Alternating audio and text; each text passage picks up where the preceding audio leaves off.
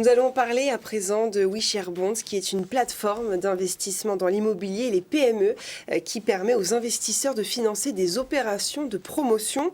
Johan Koum-Gaucher, bonjour. Bonjour. Vous êtes le cofondateur et directeur général. C'est une plateforme, bonjour. Bonjour.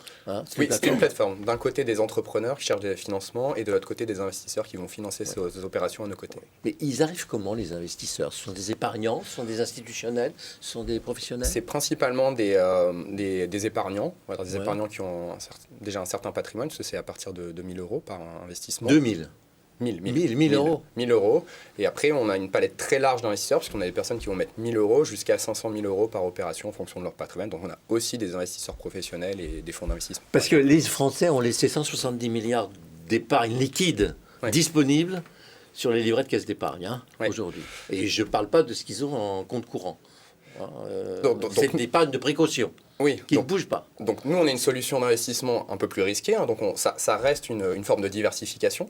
Donc l'idée, c'est pas de remplacer le livret A. Non, mais il y a un réservoir, il y a un potentiel. Il y a un réservoir et voilà, il y a finalement une appétence aussi au risque et de prendre un peu plus de risque pour avoir un peu plus de rendement. Oui, vous promettez entre 7 et 10%. Oui. J'ai vu ça. Oui, tout à fait. Ouais. Donc évidemment, il y a... Aujourd'hui, c'est quand même beaucoup, 7 et 10%. Donc on le fait parce que finalement, en fait, on finance des professionnels de l'immobilier, des promoteurs, des marchands de biens, sur des opérations qui ont elles aussi de belles marges. Et en fait, on leur permet d'aller beaucoup plus loin dans leur projet. On leur permet de financer en fait plus d'opérations, donc dégager plus de marge. Et donc, ils partagent finalement cette marge avec nos investisseurs. Ok. Mais là, vous parlez principalement d'immobilier. Mathilde parlait aussi des investissements dans des PME. Oui. Donc, on finance des PME, donc de tout secteur. Oui. Qui ont besoin pour augmenter le capital. Principalement pour embaucher, en fait, parce qu'on finance ce qu'on appelle des besoins immatériels.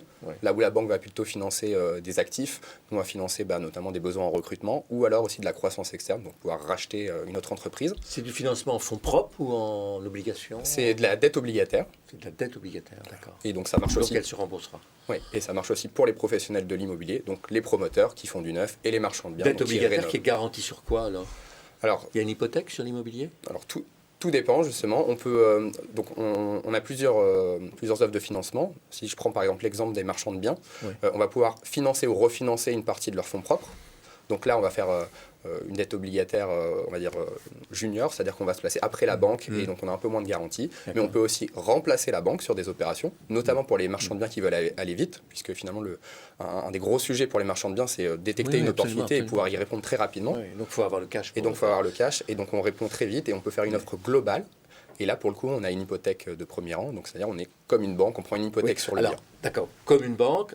C'est quoi votre statut alors juridique? Donc nous, on n'est pas régulé par, on n'est pas établissement de crédit, on n'est pas une banque, on est régulé par l'autorité des marchés financiers. Et finalement, on joue un rôle d'intermédiaire dans ce système où on met en relation des entrepreneurs et des investisseurs. Et nous, en tant que l'équipe de WeShareBonds, nos actionnaires, nous co-investissons aussi dans les projets pour justement montrer à tout le monde que nous aussi, on prend les mêmes risques pour les mêmes rendements. Vous leur montrez le chemin. Oui. Mais vous ne prenez pas parti dans le contrat. Il y a un contrat entre l'investisseur et celui C'est ça. La société en elle-même est intermédiaire. Ouais. Voilà. Et nous, personnellement, en tant qu'équipe, qu'actionnaire, on va se mettre avec les investisseurs et on co-investit aussi. Vous êtes site de rencontre, mais vous vous occupez pas de ce qui se passe après. Non, c'est ça. Alors pourquoi on s'occupe de ce qui se passe après? Parce que comme on est partie prenante, on a un très gros intérêt à ce que ça se passe bien et que tout aille au bout. Non, mais c'est bien. Bon, je suis obligé de vous poser cette question parce que il s'agit quand même de l'argent. Non, c'est effectivement un sujet très sérieux. Ça s'appelle WeShareBonds. Alors oui comme nous, share comme partage et bonds comme... Nous partageons des liens. C'est ce que vous avez dit, c'est un site de rencontre entre des entrepreneurs et des investisseurs, donc nous partageons des liens. Et aussi, c'est un petit clin d'œil au fait que nous aussi, on co-investit dans ces opérations et donc on partage ce lien avec nos investisseurs. Et vous prenez une commission, vous vivez sur le... On prend un pourcentage des montants financés. Merci beaucoup. Merci Johan Koum-Gaucher, cofondateur et directeur général de WeShareBonds.